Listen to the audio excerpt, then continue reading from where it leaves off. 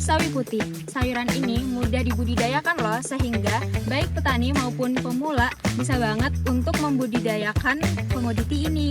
Kalian tertarik untuk mengetahuinya? Yuk pantau video ini hingga akhir.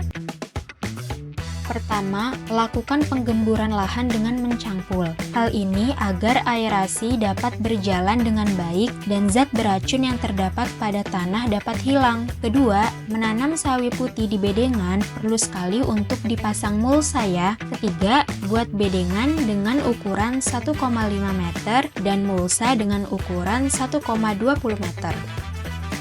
Aplikasikan pupuk dasar berupa pupuk kandang. Kalian bisa gunakan pupuk kandang kotoran ayam. Tahapan pemupukan dasar berguna untuk menyediakan unsur hara, memperbaiki struktur tanah, dan menahan air yang ada di dalam tanah. Untuk tahapan penyemaian, pertama siapkan media tanam persemaian berupa daun pisang sebagai wadah persemaian dan tanah.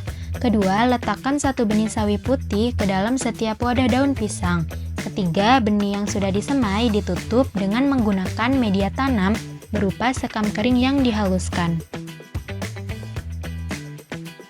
Pindahkan bibit sawi putih yang sudah disemai selama 15 hari ke bedengan. Buat lubang tanam dengan 2 jari tangan dan dengan jarak antar tanaman 30 cm.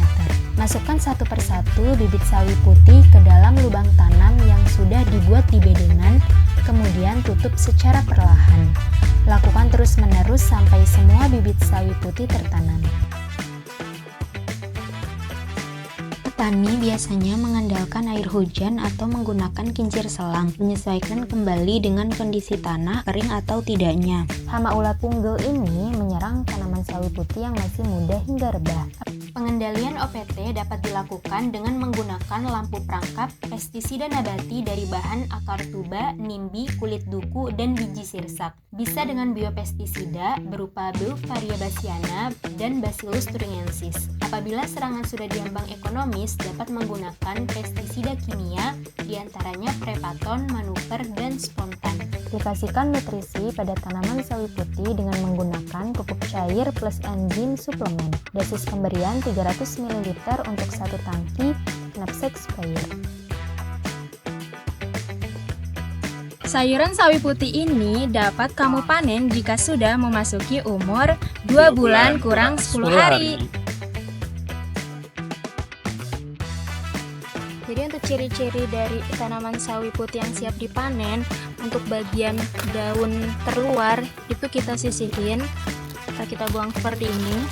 Kemudian untuk daun yang menyatu dan dirasa sudah keras, itu bisa untuk dipanen dengan memotong bagian batang paling bawahnya.